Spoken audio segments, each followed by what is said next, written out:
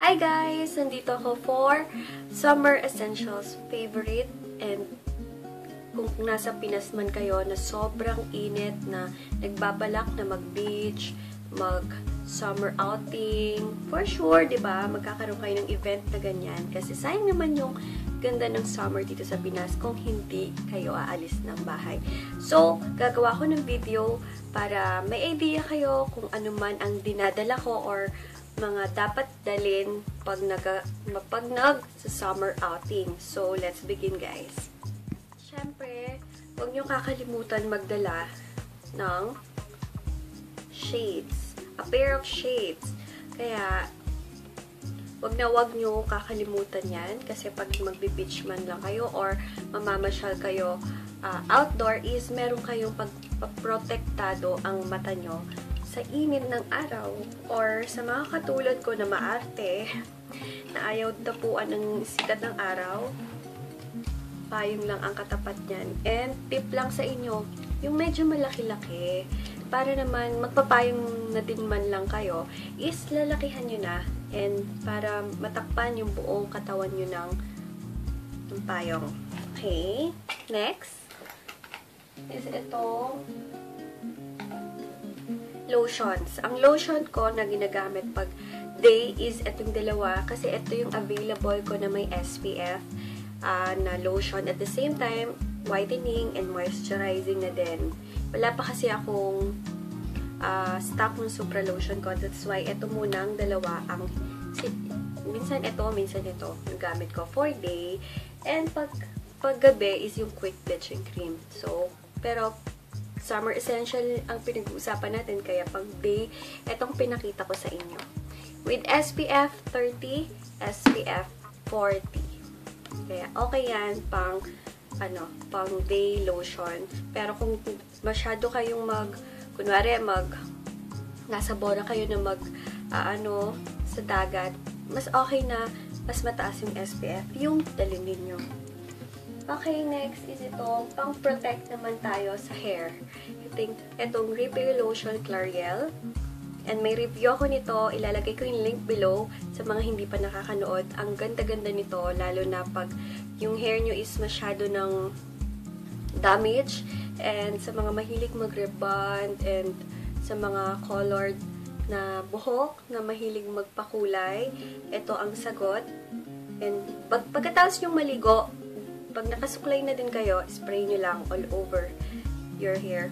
Kaya, maganda to sobra. Lalo na pag mag-outing kayo para kahit naiinitan yung hair nyo, the whole day, meron kayong parang heat protectant, diba? Okay, next is ito. Ako, pag umaalis ako ng, kunwari, summer, ang dinadala ko talaga na parang foundation or BB cream is yung may SPF. Lahat ng dinadala ko once umaalis ako talaga or mag-outing is may SPF.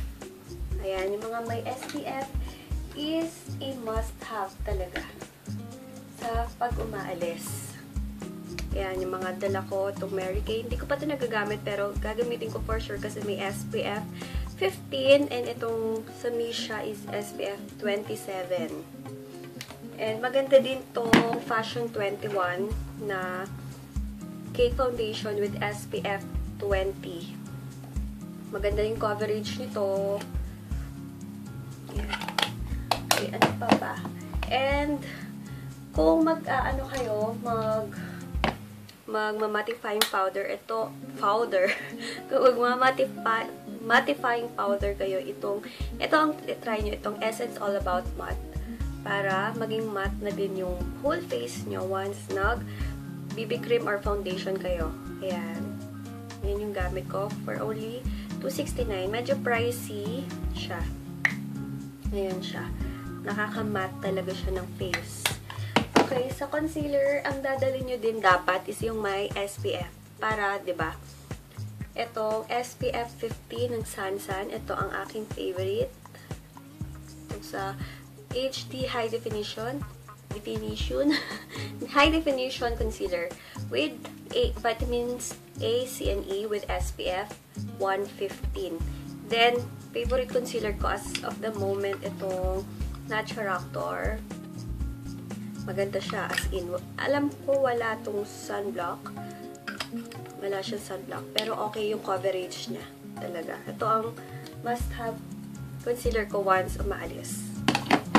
Okay. Ito din, ang aking... Once aalis nga kayo, wag nyo kakalimutan mag-primer.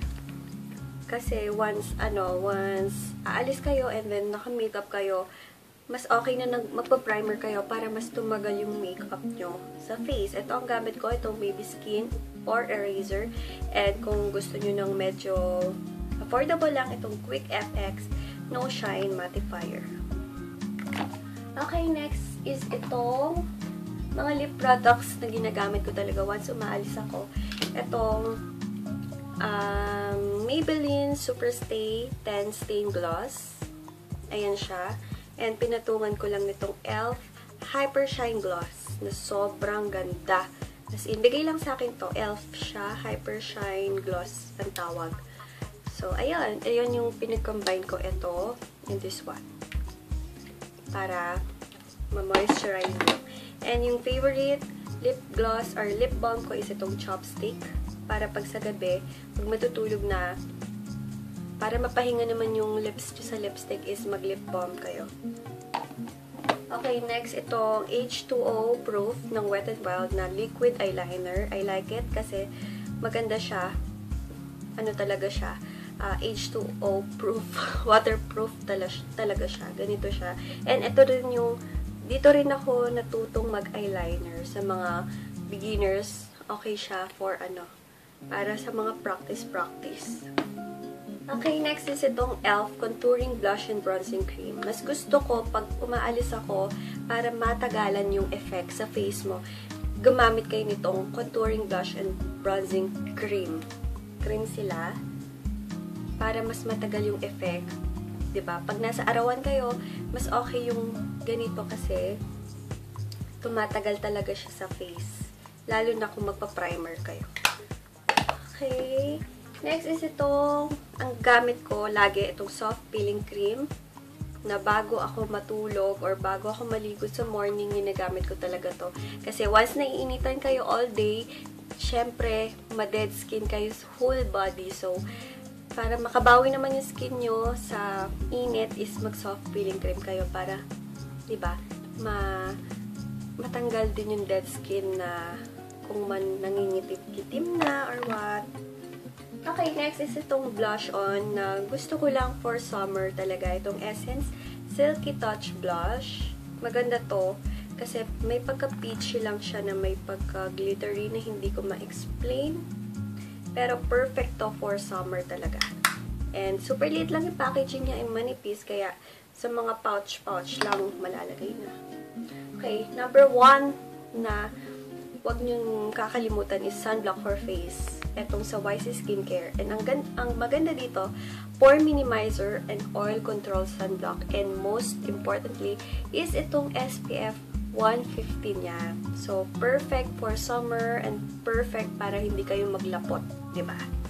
Okay, next itong hindi ako mawawalan ng ganito ever talaga sa aking bag pag maalis ako, itong anti-perspirant with triple whitener. Kasi dito talaga ako nahiyang, hindi talaga ako nagsusweat at all sa aking underarm. Talaga, laki ng difference. Dati, Diyos ko, anong mga ginamit ko? Mga Dove, Nivea, Rexona, nangitim lang and super mapawis. Pero nung ginamit ko to, trust me, effective siya. Hindi dahil sa dahil galing sa akin to, pero talagang effective. And malalaman nyo naman sa feedbacks album ko sa aking Facebook page and Facebook account. And second to the last na to, itong pang ponytail. Syempre, pag naiinitan kayo, then headband, huwag kalimutan. And favorite, favorite perfume or favorite cologne. Ako ito, kasi amoy baby lang, kahit magpawis ka, amoy kang baby. So, ito ang dinadalhin ko talaga. So, ayun guys, sana nakatulong ang Summer Essentials must-have ko sa inyong lahat, sa mga magbabakasyon dyan. And, yun, sana i-enjoy nyo ang Summer 2015. So, yun guys, thanks for watching and please don't forget to subscribe. Bye, guys. Bye, bye, bye, bye. Swimming.